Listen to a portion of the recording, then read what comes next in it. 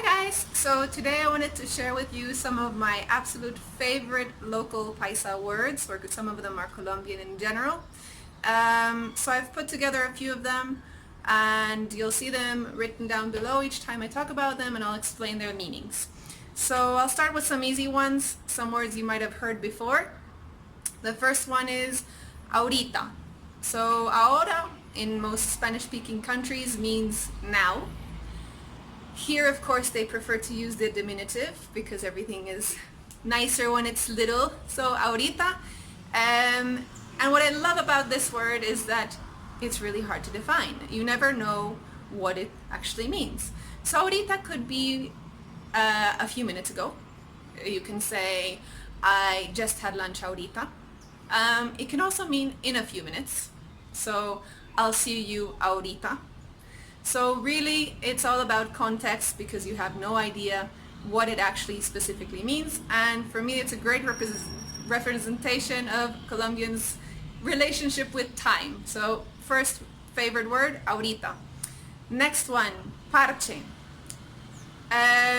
This is a very, very difficult one for me to define, or for anyone to define. Literally, it means patch. However, people here use it as so parchar, the verb, means to hang out, and so therefore parche is like a situation. It's something that keeps you busy, that you're happy doing. It can be with friends, it can even be alone. So you can say que parche if you're entertained by something or happy with something. In the same way, desparchado, which is almost more favorite of a word for me than parche itself, is to be bored out of your mind because you don't have a parche, right? So parche and desparchado. Next up in the list is another word you probably know. It's called, or it's algo. So algo in most Spanish-speaking countries means something. However, here, by putting an article in front of it, el algo, it means something completely different, and it means your afternoon snack. So you can literally call up your friends, call up some family members and say, let's go for el algo, and go for an afternoon snack, coffee and cake or something salty, and then you immediately have a parche. So there you go, el algo. What's next? Next is paila. Paila traditionally means like a deep pan. However, here it's used as an expression for like tough luck, deal with it. So for example, we're trapped at home, paila. That's just life, deal with it, right? So that's paila. So what's next? Next is another word you're probably familiar with, especially because in Spanish it's exactly the same as in English. It's gas, which is gas. It's spelled exactly the same way, pronounced slightly differently. But as an expression here, I love it. And it's basically used for disgust. Anything you don't like, gas, okay? Add a little exclamation mark and you're set. It can be anything from a moldy piece of bread to a piece of homework you have to do, or something you're really not looking forward to, something you're just grossed out about, gas, okay? Next word, or expression actually, I'm going to go into a few expressions, is que nota. So here you say, what a note, or something can be a note. You use it when something's cool, awesome, amazing. So you had a great night yesterday with friends, or you bought a book you really like, you saw a movie you enjoyed, que nota, okay? Or el libro fue una nota, o es una nota. So yeah, what a note. Now I'm coming to a cluster of words which are quite entertaining because all of them have literal meanings which are animals. However, here in the local context, they're used for something completely different. So the first one, and my favorite of them all, is pato.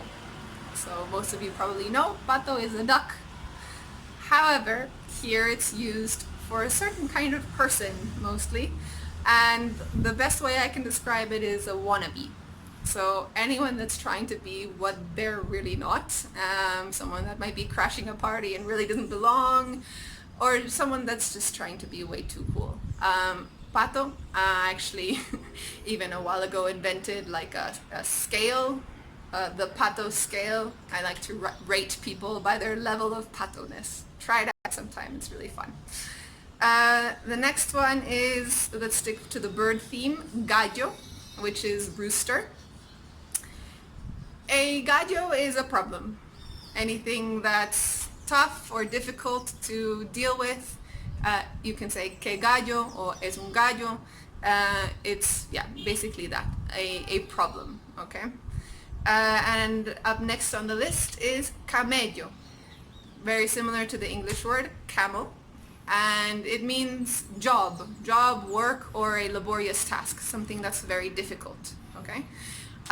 So that's camello. And the next one is mono or mona. So it means monkey. And here it's used for anyone that has maybe a bit fairer skin or lighter hair. Doesn't have to be completely blonde. Also is not used only for foreigners. It's used a lot for locals as well. But basically anyone that has, actually it doesn't really have to be just blonde. I'm called Mona all the time just because I have like brownish chestnutty hair. So that's Mona or Mono depending on whether it's female or male. And the last one in the animal category is vaca, which is a cow. And it's actually more than a word, it's used as an expression.